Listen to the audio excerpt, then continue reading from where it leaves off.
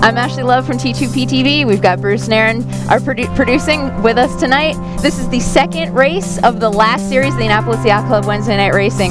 And we've got the J70s, they're all back, their fleet's all back up to snuff. The Etchels are all going to be coming back out from their traveling and during the second season. But tonight we're mostly focusing on the Alberg 30 class. It is their 50th anniversary of sailing on the Chesapeake Bay here tonight. And last week, Tim Williams' Lingen had a great comeback from behind just at the last second across that finish line, so they're starting it off right. And the next start, it'll be Perv Zero in the far 30s, just a few seconds away.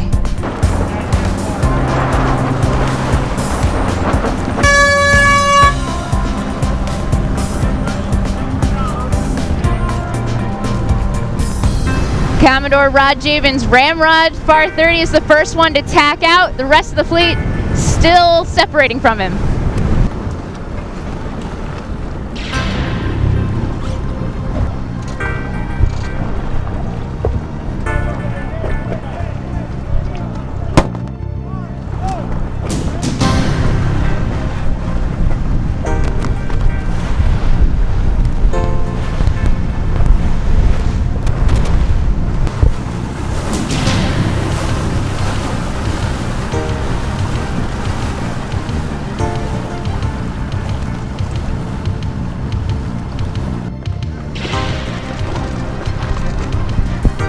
Doghouse right here at the mark. They named it that boat. They named it Doghouse because they're in the doghouse for buying a boat with their wives.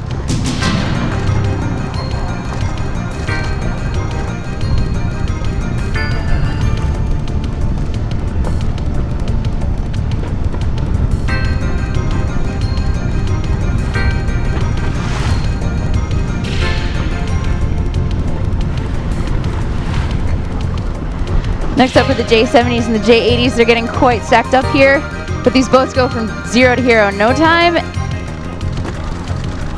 Seconds away from the start.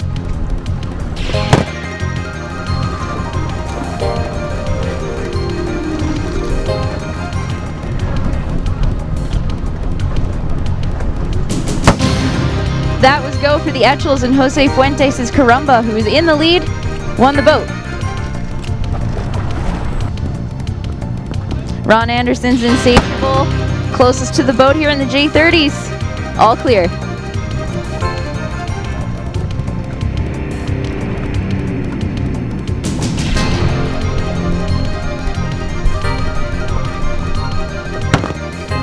Perf 3 and the Cal 25s all start together here, and Cheap Sunglasses crossing the line about 20 seconds late. Still wins the start that way.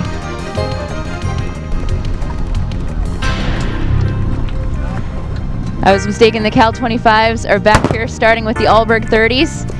There are two huge fleets of Alberg 30s, the biggest fleets in North America. We have one right here in Annapolis, and the other one is up in Canada.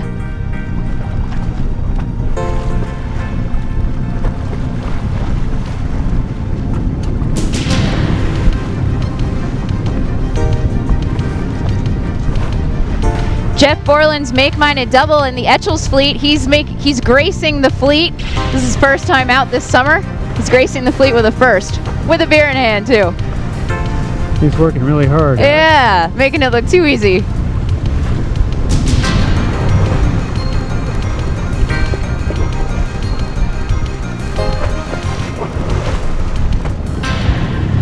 We're back out here to R2, their last mark before they turn for home, and Rod Jabin is leading the far 30s in style.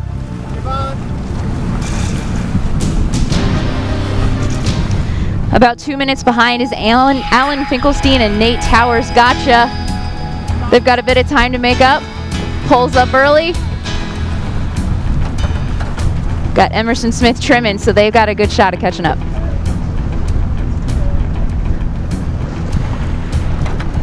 Another far 30 tacking in here, but the real story is the J35s behind them. Aunt Jean, who we usually see in first, is in third behind Bazing and Dakota Girl. And T-Bone snuck in there around the mark first. This is not a familiar sight to see the backs of transoms on the J35 class around Jean, but there's still 2 legs left.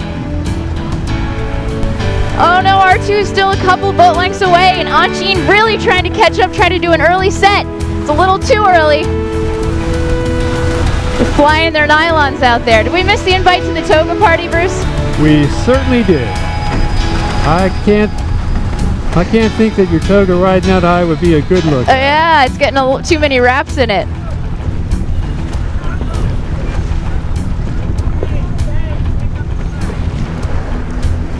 The 70s and 80s have a little bit shorter of a course. John Harris' Schools Out is in the lead. And T-Dance Snake is going to come around in second with Zombie. Kristen Robinson's Zombie won last week. They're without the birthday girl this week, riding in third. This is Occam's Razor. They have qualified for their Worlds this year. Pretty great for them. And they planned an actual Paris vacation last year, but the wife convinced the husband, let's buy a J70 instead. Anthony Flake Snowstorm, not an unfamiliar place for him to be rounding this mark in first. This is the J80s. Short tacking it in here. There's a lot of tide ripping, and all of them have compensated beautifully. Ooh, but this guy's gonna have to sneak it.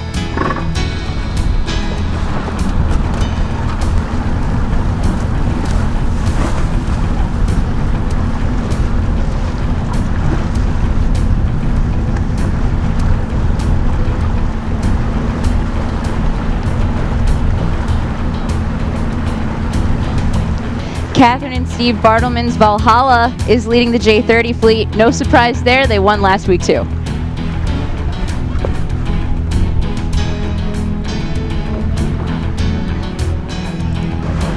Here's Ron Anderson's Insatiable. We saw them off the line. If they get a little bit of a lift inside of here, they could be in first in no time. Whitecap was that boat that was overtaken at the last second last Wednesday. They don't have much room behind them. It could happen again. Alan Ottoman's Asylum is the first Alberg 30 around. Chicken Little, who won last week, has got a little more road crossing to do before they get to the finish line. That looks like a long way between them and Whitecap. Yeah. But you just don't know. Our second Alberg 30 is Laughing Gull, owned by Jonathan Adams. All of the owners in this class, whenever they retire, they make sure that the next person is going to campaign that boat hard. They won't sell it otherwise. It's probably why they're doing so well. The one most famous for that tradition is Ralph Townshend. This boat, Skybird, used to be his. He did a good job making sure it's still racing.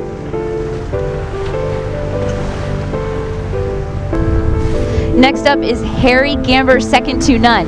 He is the longest continuously sailing Alberg 30 sailor at AYC.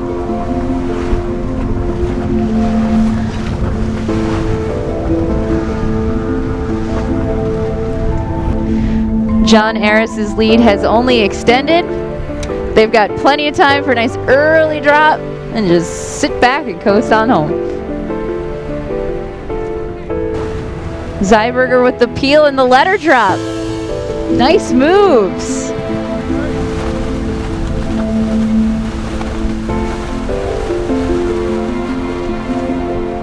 Draped.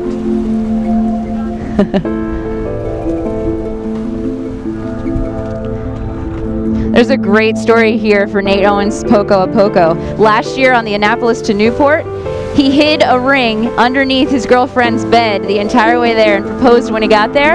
And then they just got back from the Annapolis to Bermuda. When they got to Bermuda, they got married.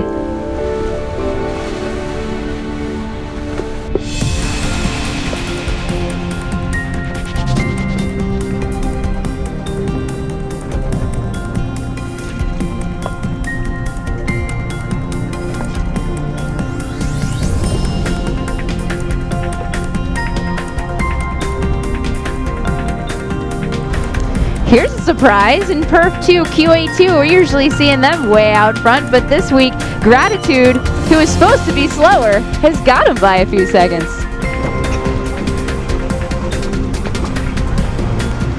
Last turn into the harbor and all the buildings and docks block the breeze. It gets lighter, the boats get closer.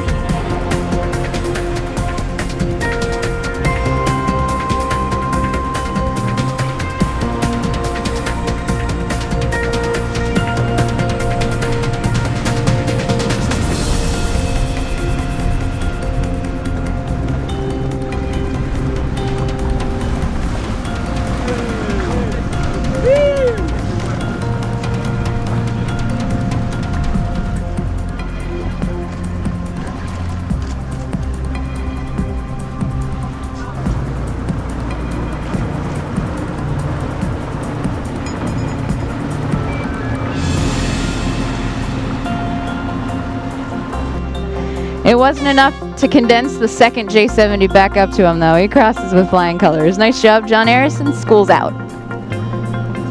Well, we weren't expecting much breeze out there, but we were pleasantly surprised. More surprising still were some of the fleet shifts that we saw, especially in the far J35s, the far 30s, no surprise there.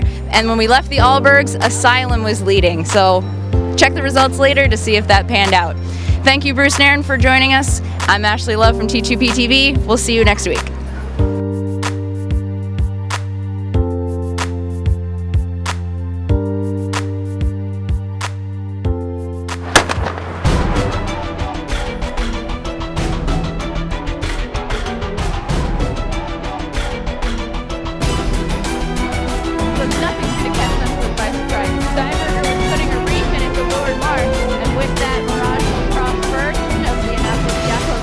Races.